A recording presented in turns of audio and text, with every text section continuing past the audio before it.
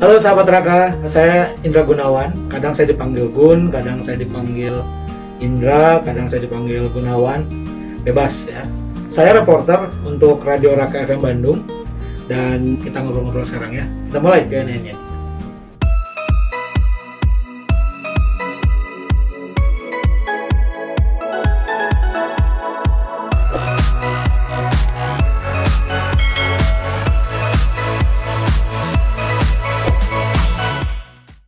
Di Intip Dapur Radio episode 3 ini, Faye bakal kepoin reporternya Raka. Tunggu apa lagi? Yuk langsung aja kita simak Q&A-nya.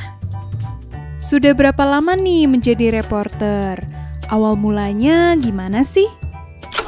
Jadi reporter itu persisnya dari 2009. Waktu itu setelah Radio Raka bergabung dengan Kompas Gramedia.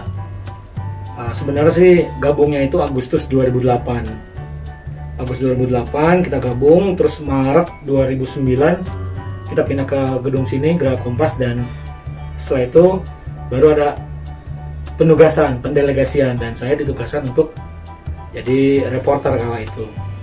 Berapa lamanya yang pasti dari 2009 sampai sekarang itu mungkin sudah 10, 11, 12 tahunan lah ya. Apa sih sebenarnya yang membedakan reporter radio dengan wartawan TV atau koran? Yang membedakan itu sebenarnya hanya nama-nama belakangnya doang ya. Jadi ini reporter TV, ini reporter radio, ini reporter untuk cetak, ini reporter untuk online dan lain sebagainya. Itu satu yang membedakan. Yang kedua yang membedakan itu adalah media kita untuk menyampaikan beritanya. Kalau radio itu on the spot, on the air. Jadi kita liputan, kita catat 5W1H-nya, kita tambahin dengan suasana sekitarnya, ambience-nya kita masukin. Nah, di situ kita laporan langsung, namanya on the spot, on the air. Jadi kita langsung di lokasi, kita langsung laporkan. Bisa situasi pandangan mata, bisa juga ya pakai soundbite. Jadi soundbite itu adalah hasil rekaman kita mewawancara narasumber. Gitu. Bentuk laporan berita yang dibuat oleh reporter radio itu ada berapa macam sih? Di radio itu sebenarnya kalau dibilang ada berapa jenis beritanya, kalau menurut saya ada 3 ya. Kalau menurut saya pribadi ada 3. Pertama, kita buat berita untuk dibaca sama penyiar. Itu yang pertama. Yang kedua adalah berita yang dalam artian pandangan mata saja. Pandangan mata itu kita hanya melaporkan situasi, misalkan demo tengah berlangsung, kita melaporkan dari sebelah utara ada rombongan demonstran masuk sekian orang, misalkan dari sebelah timur sekian orang. Itu pandangan mata saja. Jadi betul-betul kita menggambarkan suasana sekitar yang ada saat itu. Ambience-nya, misalkan mereka mengenakan pakaian apa, membawa ornamennya apa, misalkan apakah bawa bendera, bawa sepatu dan lain sebagainya. Itu kalau demo ya. Kalau lalu lintas ya kita sebutkan kendaraannya dari arah mana menuju kemana, macet atau tidak, itu pandangan mata. Yang ketiga adalah memang reportase yang ada isinya. Dalam artian isinya itu adalah menggunakan soundbite. Isinya adalah ya kita melaporkan, garis besarnya kita sebutkan di awal, lalu kita masukin rekaman ataupun voice dari si narasumber sebagai penguat dari laporan kita. Ya, dan tentunya nanti di akhir ya kita sedikit simpulkan apa yang baru saja kita liput seperti ini. Kalau di Radio Raka, bentuk berita seperti apa sih yang sering dilaporkan? Kalau di Raka umumnya kita melaporkan situasi lalu lintas. Itu satu, umum situasi lalu lintas. Jadi memang itu kan pandangan mata yang memang kita lihat langsung saat itu. Walaupun sebenarnya kondisinya bisa berubah dalam hitungan detik, itu bisa berubah sebenarnya. Tapi kita laporkan saat itu. Umumnya itu. Terus yang kadang juga kita laporkan itu adalah ya peristiwa ataupun memang ya kerjasama yang kita lakukan gitu ya. Apakah dengan klien dan lain sebagainya. Seperti itu sih. Umumnya sih memang ya situasi lalu lintas lah. Selama menjadi reporter, kendala atau kesulitan seperti apa sih yang pernah dialami? Kendala kesulitan banyak. Pertama, susah bertemu narasumber, itu pasti. Yang kedua, waktu yang begitu singkat ketika kita mau wawancara. Intinya kita bilang, Pak, Bu, kita minta penegasan gitu ya tentang acara yang kita liput, misalkan dengan narasumber. Kadang belum ada penegasan, sudah selesai. Kendala lainnya adalah dari sisi waktu. Misalkan kita nggak tahu lokasinya, kita datang terlambat gitu ya. Terus kita nggak tahu narasumbernya siapa yang harus kita wawancara gitu ya. Terus juga kendala lainnya adalah kita nggak ngecek baterai dari si recorder yang kita punya, itu bisa jadi kendala.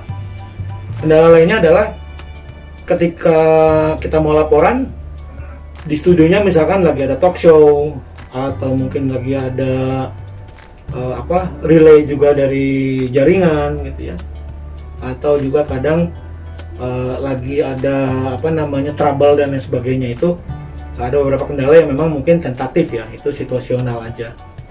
Nah, pada umumnya sih kendala yang kita alami adalah yang keseringan saya sering alami itu pertama adalah dari sisi waktu, karena kita kan harus kejar-kejaran ya. Kita jadi liputan, kalau misalkan kita sudah diagendakan nih liputan jam 9 misalkan, kita sudah berangkat di jalan, kita nggak tahu ada macet kah atau apa gitu ya. Sampai di sana kadang kita masih tanya-tanya lagi, sebelah mana lokasinya atau siapa orangnya gitu. Ya udah, datang ke sana.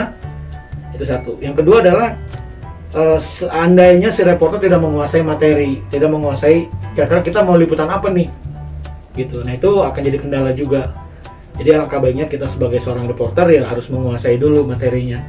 Jadi misalkan tentang pajak, kita liputan tentang BNN misalkan gitu ya, kita harus menguasai dulu sedikitnya. Jadi biar ketika kita doorstop, doorstop bahasanya, wawancara ya, ketika kita wawancara kita jadi nggak belah bloh ya, nggak bengong gitu ya, nggak dead air kalau di siaran itu. Jadi nggak langsung nggak gitu. Jadi kita langsung to the point, bisa bertanya. Itu sih pada umumnya. Ceritain dong pengalaman unik tak terlupakan ketika bekerja sebagai reporter. Pengalaman unik ada beberapa yang pernah saya alami. Yang pertama yang saya selalu ingat itu ketika saya liputan gubernur. Waktu itu di Pakuan, itu gubernurnya masih Pak Ahmad Heriawan. Jadi kadang di teman-teman wartawan itu suka iseng. Jadi kalau melihat reporter radio sedang laporan, sedang live report, teman-teman yang itu suka jahil. Jadi catatan kita tuh diambil sama dia. Diambil, ditarik. Nah, kalau kita nggak menguasai, kita pasti bengong. Apa mau, suka ditarik gitu. Nah, ketika saya mau live report, sudah dikasih kode dari studio, kita live report, sudah ditelepon. Pas saya baru opening, baru bridging, ada teman-teman yang mau jahil nih gitu. Saya lari masuk ke dalam ruang tengah, ruang tamu di situ, tanpa melihat kiri kanan. Pokoknya saya masuk, saya diam sambil laporan sampai selesai saya laporan. Ketika sudah saya laporan, saya nengok ke belakang. Tiba-tiba di situ lagi ada pertemuan Pak Gubernur dengan para duta besar waktu itu, yang semuanya diam melihat ke saya. Saya lihat waktu itu Pak Gubernur dengan muka yang menahan emosi, dan di sebelah kiri kanan saya sudah ada beberapa ajudan dan tim keamanan yang meminta saya untuk keluar. Itu satu pengalaman yang nggak saya lupa. Yang kedua pengalamannya itu adalah ketika liputan mudik. Liputan mudik itu seperti biasa di 7 hari menjelang hari raya dan 7 hari sudah hari raya. Saya lupa persisnya apakah masih mudik atau sudah harus balik. Jadi ketika saya laporan, ternyata di beberapa meter di sebelah saya itu adalah masjid dan saya nggak tahu. Jadi ketika saya laporan, menggema azan maghrib dan tertutup suara saya dengan suara azan. Langsung di-cut di situ. Dan ya studio pada ketawa-ketawa aja, cuma bilang, Mas nanti cari lokasinya yang tidak bersebelahan dengan masjid. Itu. Terus yang ketiga yang pengalaman saya tidak lupakan juga masih di liputan mudik adalah ketika saya harus live report sudah ditentukan, misalkan jam 4 subuh, jam 4 lebih 15 menit. Saya menunggu waktu itu pernah terjadi sekali, dan saya harus balapan dengan panggilan alam. Mau ke toilet sebenarnya, jadi nggak tahan, itu udah di ujung gitu, pengen keluar, tapi saya harus nunggu karena kalau saya ke toilet itu sinyal pasti hilang, karena itu saya di wilayah di jalur selatan gitu ya. Jadi saya harus nunggu, saya harus melipat kaki, saya harus tahan, saya udah jongkok, saya udah lompat-lompat gitu ya, saya udah bolak-balik biar buang air kecil saya bisa ditahan gitu, dan ya alhamdulillah sih bisa ketahan juga.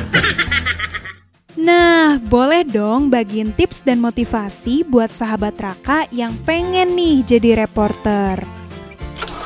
Yang pertama, Anda harus melamar dulu di perusahaan radionya. Kalau mau jadi reporter, itu satu.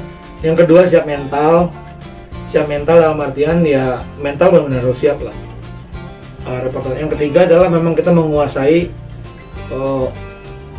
out of box dari bagaimana kita mengemas sebuah berita itu. Kadang yang namanya reporter itu kan kita untuk konsumsi telinga ya. Konsumsi telinga itu kita tidak harus menggunakan pattern kalau koran tuh harus begini, kalau online tuh begini, enggak. Kita bisa menggunakan patternnya ya. Contoh misalkan kita laporan saat ini saya bersama seorang bapak dengan baju polkadot misalkan, kita bisa menggambarkan itu kalau di udara. Itu contoh menguasai itu. Berikutnya adalah tipsnya fisik mesti kuat, mesti sehat, dalam artian mesti sehat tuh. Karena kita harus kesana kemari, terus juga jangan telat makan dan jangan pilih-pilih. Karena namanya orang di lapangan itu kalau kita pilih-pilih makanan susah, bisa sakit bah nanti ya. Itu tips. Motivasinya adalah ya kalau sudah jadi reporter semangat, yang pasti semangat, karena mau nggak mau kita sebagai ujung tombaknya media kita sendiri. Tanpa kita sadari, kita sebagai PR dari media kita yang membuka pintu untuk klien-klien kita. Karena klien itu akan mengenali media kita itu melalui bagaimana reporternya di lapangan gitu. Kita bisa kenalan dengan orang, oh ini reporter dari Radio Raka, gini-gini. Kita memperkenalkan diri secara tidak langsung, kita presentasi tentang radio kita. Mereka suka dengan gaya liputan kita dan akhirnya mereka mau beriklan gitu. Nah itu, jadi kita betul-betul harus mempersiapkan diri untuk yang itu gitu ya. Jadi mau nggak mau kita juga harus menguasai visi dan misi radio kita juga. Itu sih kalau menurut saya gitu ya. Sahabat Raka, terima kasih banyak ya sudah menonton video ini dari awal sampai akhir. Jangan lupa untuk like, komen, dan subscribe ya. Sampai jumpa!